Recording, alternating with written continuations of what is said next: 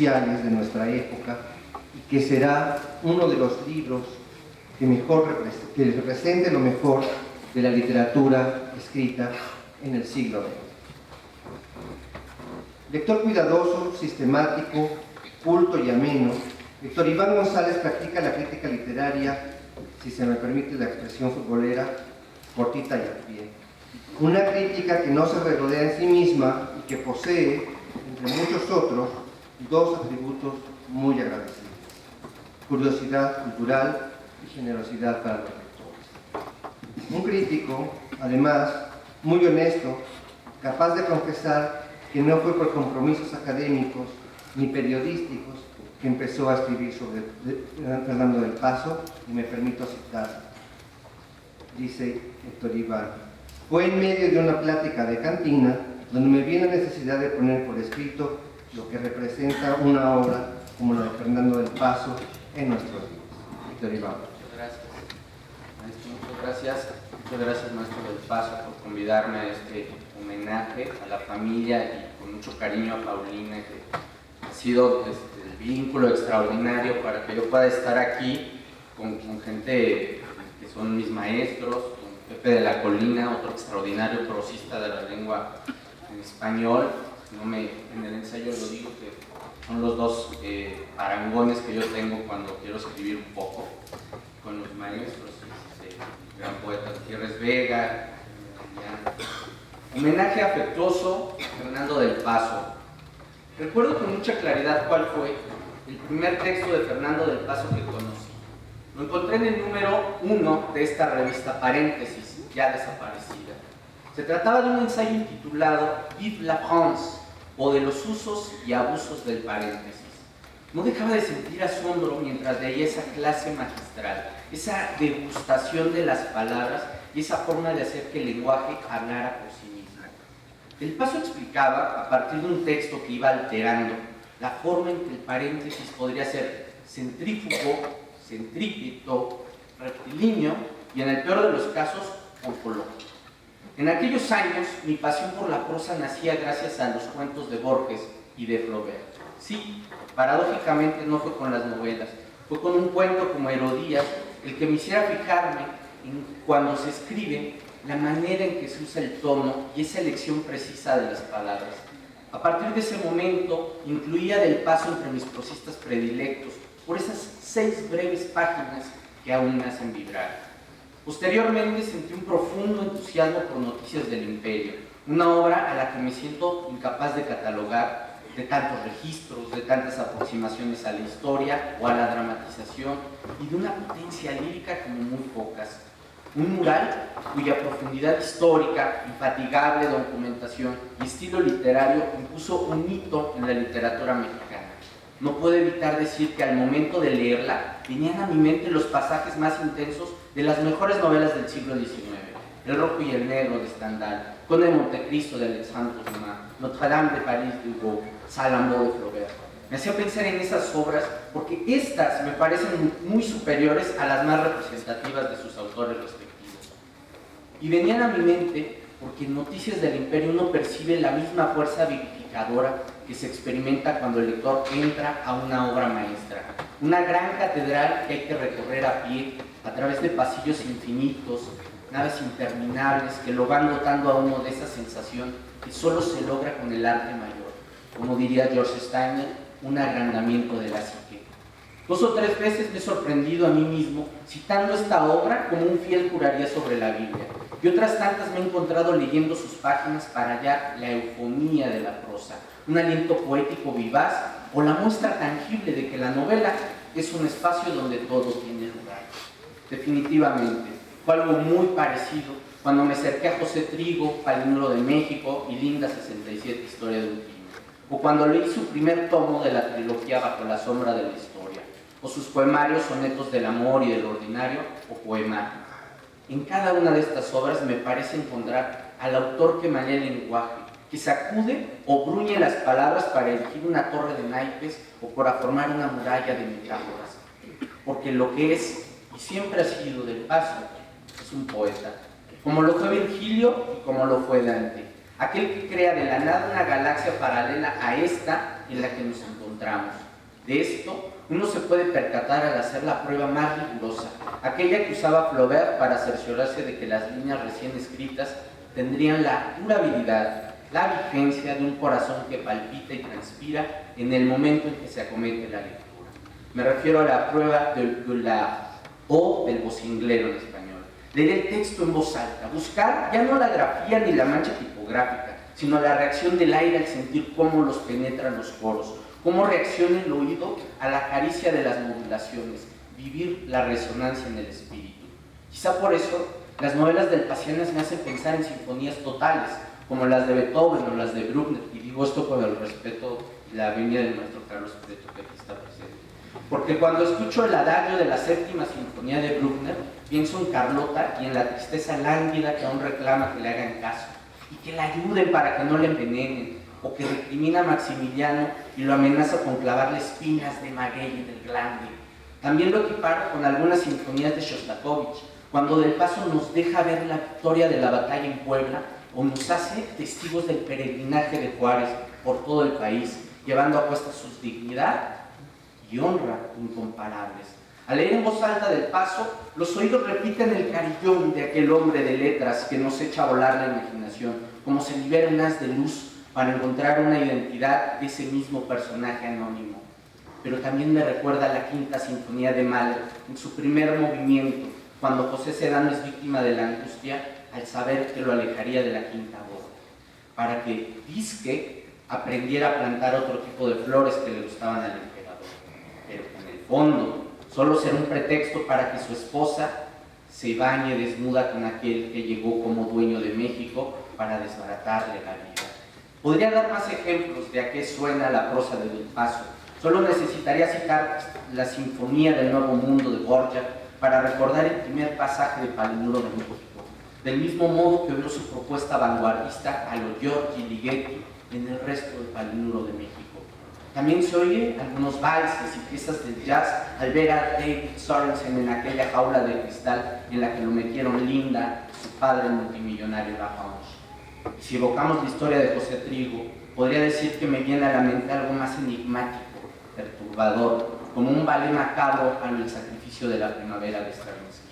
Todo esto sucede porque la escritura de Del Paso se vuelve música expresiva, imágenes que escalan en el aire, centellas que escriben en el humo del cuarto la historia de México, esa historia que huele a pólvora. O dígame si no es así, don Fernando. He mencionado la fuerza vivificante, que es uno de los aspectos propios de Del Paso, pero también está el azor, que para el novelista en ciernes provoca el estilo, las páginas, los capítulos y las novelas de nuestro autor. Un azoro equiparable al que brota cuando se piensa en Marcel Proust, en William Faulkner o en Leo Tolstoy. Esa extraña perplejidad que se parece al vértigo y que surge cuando esas imaginaciones, esas fortalezas creativas nos van llevando paulatinamente a un grado mayor de inquietud al ir percibiendo la fuerza, la fortaleza de sus naturalezas. Esa sensación que hace sentir pequeñito a cualquiera que sepa el esfuerzo que se requiere para escribir una novela. Tan pequeñito que uno empieza a sublimar el acto de la escritura a grados vertiginosos, pero que es la legítima respuesta de una imaginación que ha sido puesta a prueba. En eso coincido, varios amigos hemos visto al maestro Del Paso y siempre lo imaginábamos que medía 2 metros o un poco más. Finalmente, me gustaría destacar la voz narrativa de las novelas del Pacianas, pues esta, la voz narrativa, apela a una ética que nunca cae en el dictado de la facilidad o la cursilería. Cuando escribe las torturas de Bazán, la corrupción de los mexicanos que trajeron a Maximiliano, la frivolidad de aquella corte invasora, el amor por el boato, las miserias de Márquez o de Miramón, o la incongruencia de los países que apoyaron la intervención, el lector es persuadido paulatinamente de que de haberse dado la victoria extranjera, México se hubiera quedado en ruinas. Admiro la entereza de Del Paso al no caer en las posturas más conservadoras, esa objetividad de muchos autores coetáneos suyos. Valoro su rechazo, su infinito rechazo a perder su mexicanidad y a esa capacidad de no confundir cosmopolitismo con malichismo. No se necesita abundar mucho para subrayar que Del Paso sabe, igual que Juan Rulfo o que Daniel Sada sabían, que el arte se alcanza de forma centrípeta, de cara a la comunidad universal pero creando el idioma propio, también como diría Reyes. Su narrativa le habla de tú a todas las culturas, porque sabe que es el trabajo y el esfuerzo los que otorgan el pasaporte para la grandeza de las tradiciones, sin necesidad de sentirse un entrenado o alguien que deje en empeño su prestigio artístico para que le aplaude un auditorio ajeno. Quizá por eso, y por otros muchos motivos, don Fernando del Paso, siempre lo he sentido usted alejado de las escuelas literarias, inclasificable entre los inclasificables, un maestro de maestros, un hombre de letras en el más alto de los grados posibles. Muchas gracias.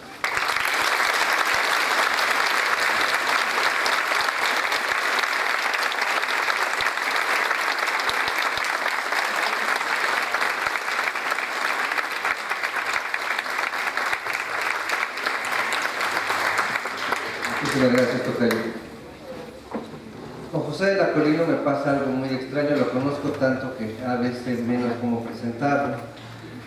Lo primero que dice es que no le gusta que le digamos maestro, entonces lo voy a presentar como mi antimaestro, José de la Colina, con el que prácticamente toda mi generación aprendió a hacer crítica literaria, a leer no para nosotros, sino a leer para los lectores y compartir nuestra experiencia crítica con ellos. Parte de esa experiencia crítica, por supuesto, fue, en mi caso por lo menos, el hallazgo de la obra de la lectura recién salida del horno de las novelas de Fernando del Paso.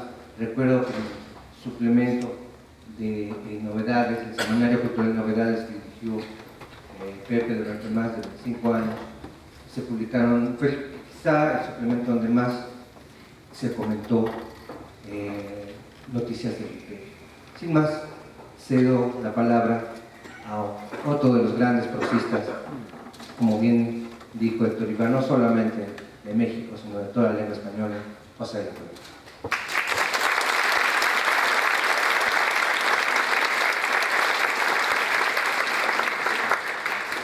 Muchas gracias por tu excelente información.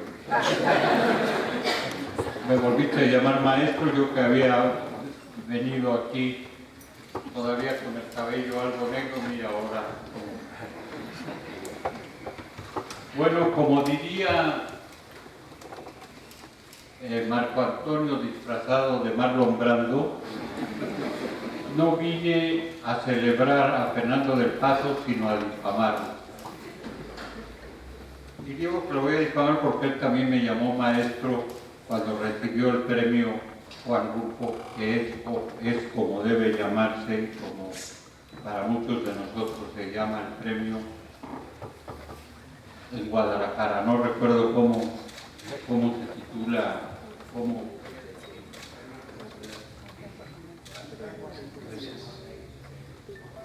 Quiero sobre todo agradecer a Juliana Dalpiaz, digo bien su nombre, porque ha vuelto los llamados monólogos de Noticias del Imperio de Carlota y Noticias del Imperio a su verdadera condición, que las de arias, son verdaderas arias.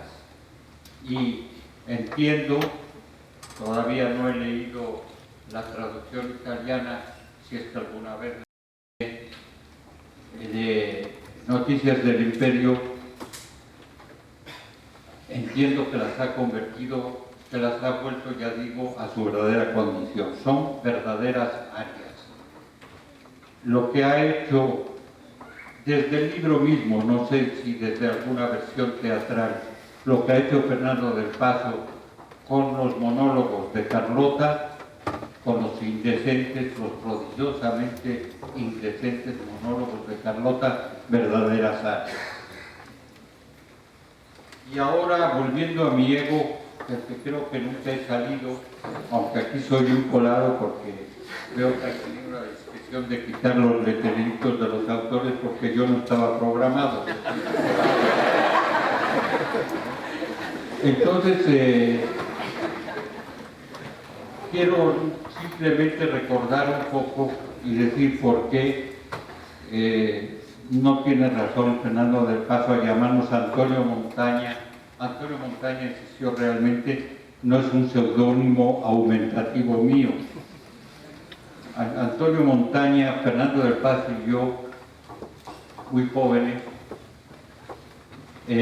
nos reuníamos tanto en casa de Antonio como en casa de Fernando a hablar de literatura, pero también a escribir, porque con nuestras máquinas Olivetti, creo que eran Olivetti y no Fernando, nos poníamos los tres como compitiendo, sentados en una mesa, a ver quién escribía los trozos de prosa más largos sin punto ni punto y seguido. Y allí comenzamos, así que lo que realmente hemos sido es compañeros en el aprendizaje de la literatura, los tres. Y ya digo, por eso considero que es una difamación que me llame maestro Fernando, o cualquiera, no solo Fernando. Bueno, quiero decir que la empresa increíble de Fernando, debo además hacer, perdón, otra aclaración, si me lo permite, la demasía de mi ego que está pugnando por salir. Debo decir que cuando nosotros empezamos, digo Antonio Montaña y yo, a quien rindo homenaje, no hace mucho que murió, cuando nos reuníamos en casa de Fernando del Paso, nos importaba nada Fernando del Paso. En realidad lo que queríamos era seducir a Socorro, a ver si la llevábamos a nuestras casas a que creara las obras maestras de gastronomía que son estos poemas que ella hace. Bueno, debo decir que lo que me parece la aventura, la increíble aventura a través de la prosa, pero de una prosa que no merece su nombre, que merece más bien el de poesía, son también verdaderos poemas en prosa, sobre todo los monólogos de Carlota. Pero la aventura que comienza con José Trigo, creo recordar, no sé si me contradirá Fernando, creo recordar que tenía otro nombre para esa novela y que lo presionamos, casi tuvimos que amarrarlo, que golpearlo, para que la llamara José Trigo. ¿Estoy en lo cierto o no, Fernando?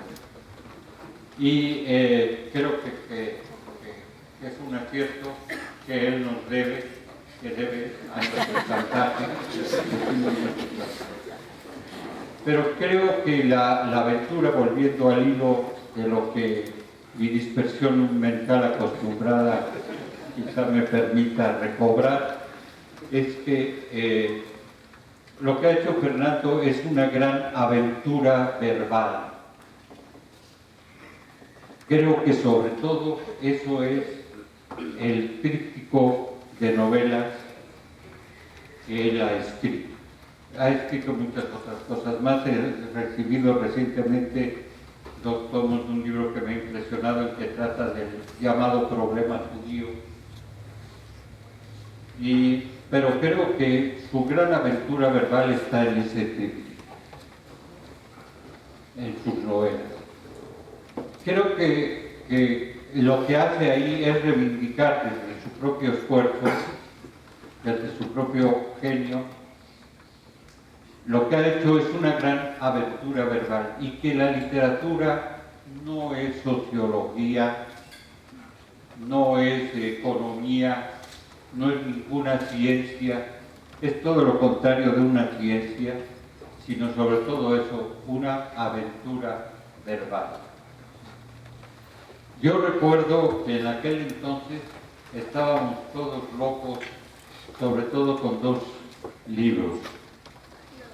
El Ulises de Joyce y En busca del tiempo perdido de Marcel Proust. Y que lo que nos interesaba entonces era la pelea de dos genios, aunque para mí es superior Marcel Proust, pero mi respeto a los dos, de dos genios por hacer lo que debe de ser una obra literaria, antes que nada un prodigio verbal. Porque ha habido muchas confusiones, sobre todo en el siglo XX, a partir de todas aquellas cosas de la literatura comprometida, la literatura engagée, que yo traducía por la literatura enganchada. Y la gran confusión fue creer que el deber de la literatura es salvar al mundo o salvar a una clase, a la clase proletaria generalmente, si es que todavía existe. Y creo que los tres, perdóname Antonio, me olvido de tu fantasma. Los tres creíamos que antes que nada la literatura era palabras, y palabras escritas, porque no es lo mismo la palabra oral que la escrita.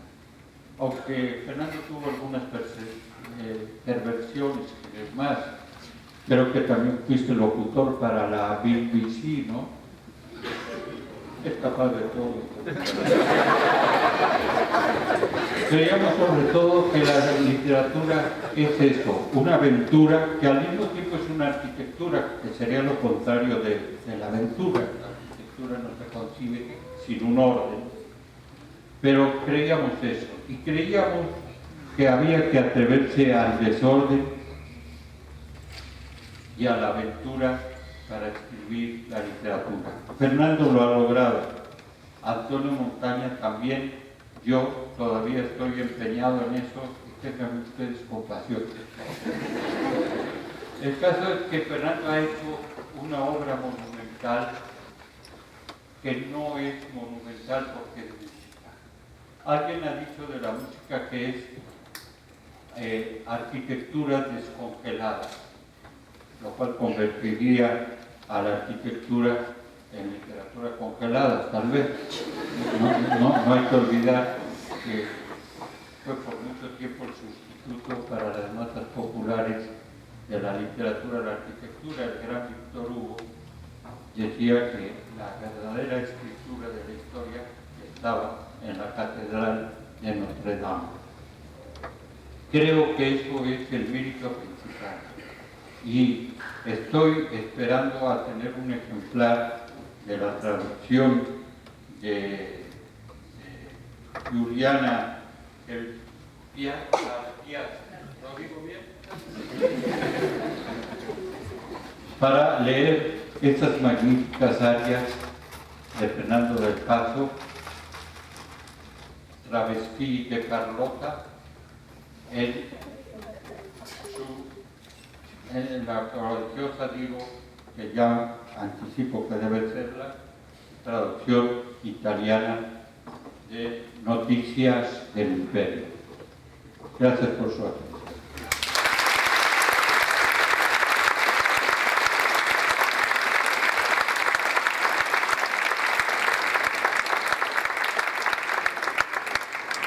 Agradecemos a los miembros que presiden y los invitamos a disfrutar de la lectura dramatizada Noticias del Imperio, dirigida por Mauricio Jiménez, con la participación de Ana Berta Cruces y Ricardo Leal.